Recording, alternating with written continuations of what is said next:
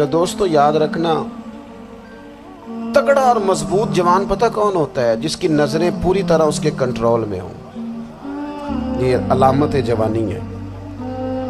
جس آدمی کا پوری طرح، دو لوگ دنیا میں کبھی کوئی کارنامہ سر انجام نہیں دے سکتے، ایک جو حرام کھاتا ہو، ایک جس کی نظر ناپاک ہو۔ محمد بن قاسم جب یہاں آئے تھے نا تو ایک دن بڑے پریشان تھے، تو ایک بزرگ کہنے لگے آپ کیوں پریشان ہیں؟ کہنے لگے راجہ دہر سے مقابلہ ہے اور ہماری فوج تو سندھ کے رستے بھی نہیں جانتی، زبان بھی نہیں جانتی، لڑیں گے کیسے؟ 2-4 دن کے بعد ان بزرگوں کی دوبارہ محمد بن قاسم سے ملاقات ہوئی تو بڑے خوش تھے۔ کہا اب آپ کیوں خوش ہیں؟ کہنے لگے وہ میرا مقابلہ نہیں کر سکتا، میں نے تحقیق کر لی ہے۔ کہا کیوں؟ کہنے لگے نظر کا گندہ ہے، اور جو نظر کے گندے ہوتے ہیں وہ میدانوں میں ٹھہرا نہیں کرتے۔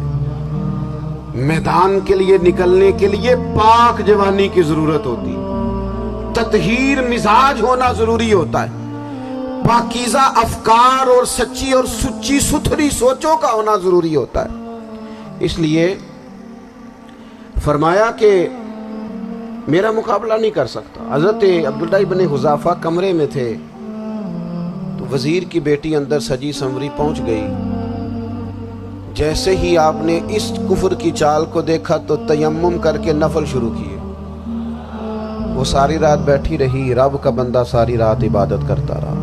عبادت بڑا سہارا ہے، مصلی بڑا سہارا ہے اللہ کے بندوں۔ صبح دروازہ کھولا، وزیر نے اپنی بچی سے پوچھنا چاہتا تھا رزلٹ کیا نکلا، تو وہ کہنے لگی پیچھے ہٹ جا، اب تیرا میرا تعلق کوئی نہیں، میں نے نبی پاک کا کلمہ پڑھ لیا۔ اس نے کہا میں نے بھی زمانہ دیکھا ہے، پر یہ کیا لوگ ہیں، کستوری کے بنے ہوئے، سندل سے دھلے ہوئے، کہ میں ساری رات کمرے میں رہی اور 100 اور 1000 آدمی جس جوان کا مقابلہ نہ کر سکے، اتنا طاقتور جوان کمرے میں رہا اور اسے نظر اٹھا کے نہ دیکھا۔ وہ کچا رنگے للاری والا جڑا چڑھدا تے لیندا رہندا ہے، اے عشق تیرے دا رنگ محمد چڑھیا پھر نہیں لیندا۔ میں کہا ایک دفعہ نظر اٹھا کے نہیں دیکھا، کمال ہو گئی۔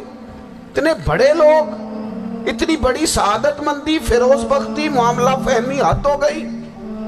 اللہ اکبر۔ دوستو بادشاہ جب پوری طرح ہار گیا نا، اس نے کہا مار دو۔ تیل گرم کیا ایک کڑاہی میں، اور جب آپ کو اس میں ڈالنے لگے تو آپ کی آنکھوں میں آنسو آ گئے۔ بادشاہ کا خیال ہوا شاید نرم ہو گئے ہیں، کہنے لگا روئے کیوں؟ فرمانے لگے سوچتا ہوں جان ہی ایک ہے، کتنا مزہ ہے اس کی راہ میں جان دینے کا، کتنی لذت ہے اس کے نام پر مرنے میں، کتنا لطف ہے۔ جے تو چڑھیا اتے دار بھی نہیں، تے جے تو وکیا عشق بازار بھی نہیں، تے ایڈا سستا سودا پیار بھی نہیں، تے ایڈا سستا لبدا یار بھی نہیں۔ کئی جنگل گانے پیندے نہیں، کئی دوزخ لنگنے پیندے نہیں، جے اس ملوں بھی مل جاوے، ایدوں سستا ہور بپار بھی نہیں۔ تے کچھ سمجھ نہ آوے لوکاں نوں وہ کادے نال شہید کرے، ڈٹھی یار دے ہاتھ تلوار بھی نہیں، پر او دا خالی جاندہ وار بھی نہیں۔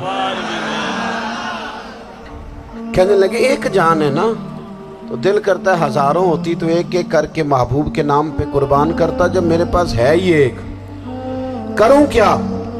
حضرت عبداللہ ابن حذافہ رضی اللہ تعالیٰ عنہ جب روئے اور بادشاہ نے یہ بات سنی تو بادشاہ اٹھ کے کھڑا ہو گیا، سارے وزیروں مشیروں کو کہنے لگا تم نے کہا تھا نا بندہ ضائع کرنے والا نہیں، یہ بھی ضائع کرنے والا نہیں۔ کہنے لگا میرا ماتھا چومو، تم جیسے لوگوں کو قتل نہیں کرنا چاہیے، آزاد کرنا چاہیے۔ عزیز اپنی زندگی سے نا یہ بہت زیادہ ہرس، ہوس، طمع، اور یہ کسی بات کی بھی ہو، ہرس صرف پیسوں کی نہیں ہوتی، شہرت کی بھی ہوتی ہے، یہ بیماری انسان کو اقتدار کی بھی ہوتی ہے، تعریف کی بھی بیماری ہوتی ہے، یہ سارے نقص ہوتے ہیں لوگوں، اور معاذ اللہ بعض جبوں کبوں کے اندر بھی ہوتے ہیں، وہاں بھی پنپتے ہیں۔ اپنی زندگی جب تک اس سادگی میں نہیں لاؤ گے جو رسول پاک نے عطا فرمائی، جب لوگ آسانیوں میں پوری طرح الجھ گئے تو پھر وہ دور ہوئے اور کفر چڑھ گیا۔ دوسری بات، اللہ کے محبوب صلی اللہ تعالی علیہ وسلم کی محبت ہم سے تقاضا کرتی ہے